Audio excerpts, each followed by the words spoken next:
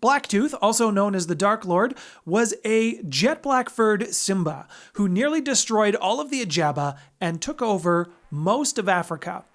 Let's get into it. Hello everyone, welcome to the Maple Table. My name's Nathaniel. This is a channel where we discuss role-playing games such as Starfinder and Werewolf the Apocalypse, so if that's something you're interested in, I would love to have you join me at the table. You can join me by hitting that subscribe button with that bell notification, and if you enjoyed the video today, don't forget to hit that like button.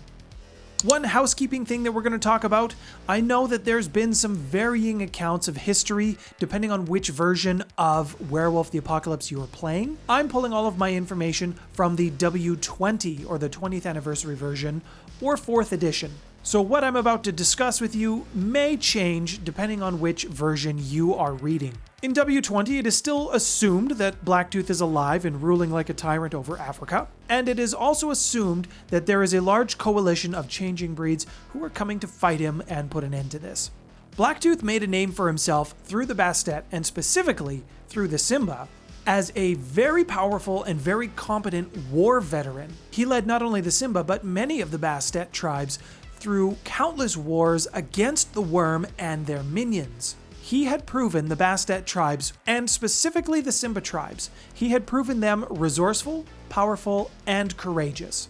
Much of what Blacktooth was known for and what had driven him was his ferocious temper. Not only was he extremely short-tempered, he was extremely ambitious. It's hard to say which of those two things was of greater importance when you're talking about Blacktooth, but it is generally assumed that his anger, his wrath, was the most prevalent emotion that he felt.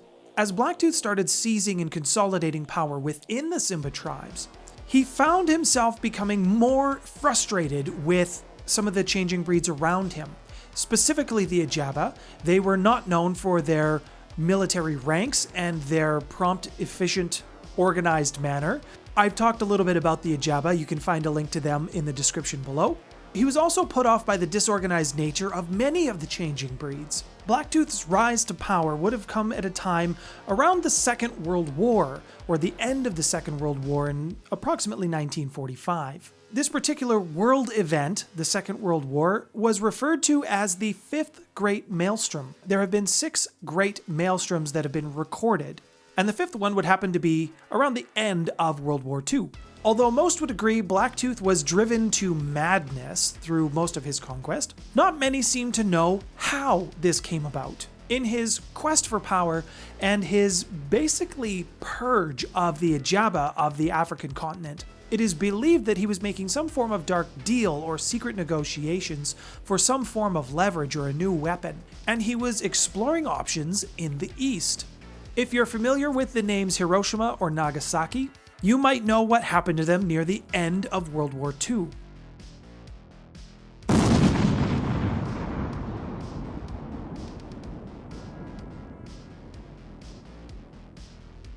Rumor has it that while Blacktooth was making a negotiation in the Deep Umbra, he was doing this deal at the same time the bombs were dropped, and he witnessed the devastation of that event in the spiritual realm where he was, in the Deep Umbra. And the horrific sight of what he saw, the storm that ripped through the land of ghosts, was just too much for him, and it altered his mind. It altered him forever, as it did anyone who saw the events that day in those places and lived to tell about it.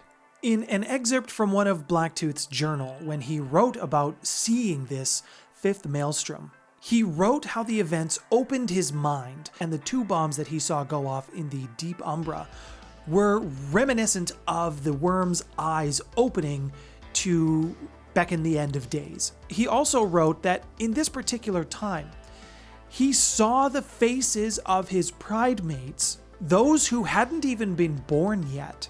And this is how he developed his plan to build a special pride, one specific and loyal to Blacktooth, and this was called the Endless Storm. It would still be 40 years from this event before he actually rose up to take power and really had the fight against the Ajaba. Just your mid-video reminder, please hit that subscribe button and that bell notification if you want to get more videos like this from myself. If you're enjoying the video today, then please hit that like button, as that helps me with the YouTube algorithm. It helps share my channel and helps it grow, and sharing it to a friend also helps me there as well. So thank you in advance for that. Tell me in the comments below what you think of Blacktooth. He was really not a nice person. Not that I'm one to try to paint this particular Simba in a positive light or to condone his act because they were particularly heinous. Blacktooth is the product of someone who saw horrific and incalculable numbers of death. It was when he first saw the bombs dropped in Hiroshima and Nagasaki at the end of World War II that he developed his plan for what he wanted to see for himself and his tribe moving forward. And that was the birth of the idea of the Endless Storm. It wouldn't be for 20 years from the end of World War II until Blacktooth really started to put some plans in motion. He was never satisfied with the Ajaba rule over the continent of Africa, and he was very vocal and violent in his protests. Although he didn't like the Ajaba, he was at least working with the other changing breeds up until the mid-60s. It's really at this point in the mid-60s that Blacktooth's disdain for everyone who wasn't himself or part of his pride, the Endless Storm, really began to take shape. In Africa, during the 60s, there was a spread of a new disease that was happening, and it was rampant. Nobody knew what it was, nobody knew how to deal with it, and none of the traditional methods could tell anybody what this was. The shamans didn't know what it was, the spirits didn't know what it was, only that it was an extremely powerful spiritual presence, and it was wreaking havoc throughout Africa. If you haven't already pieced it together, this would be the introduction of the AIDS disease in Africa. Although he would never admit it, Blacktooth was terrified of this disease because this particular disease didn't target anyone specific. Anyone could catch it, and it killed you. It didn't matter if you were strong, weak, fast, slow, it was, and still is, a deadly disease. During the 60s is when the Endless Storm really began its growth. New members were being inducted, the Pride, as the Simbas call it, was growing rapidly. And the Pride, as it grew, committed more and more atrocities against the Ajaba specifically, and some of the other changing breeds who happened to live on the continent of Africa. But the Endless Storm's greatest atrocity was at the Ngorongoro crater, and this is where the Ajaba made their final stand, and they lost. And this event happened in 1984. So how did someone so vicious and so ruthless and frankly quite dangerous develop such a powerful pride and such powerful allies? Blacktooth had established a foothold of power for himself through quite a few ways. Blacktooth had formed alliances with some powerful umbral spirits. He had also formed an alliance with the vampires of Africa. Not to mention, the Ratkin had a hand in his rise to power as well. The Ratkin tribes of Johannesburg and Pretoria, they were particularly of note in his rise to power. And of course, he had the help from shamans and witch doctors in Africa called the Sangoma, to which his spirits and his familiars whispered their secrets, their instructions to them, and helped guide them to where he wanted them to go.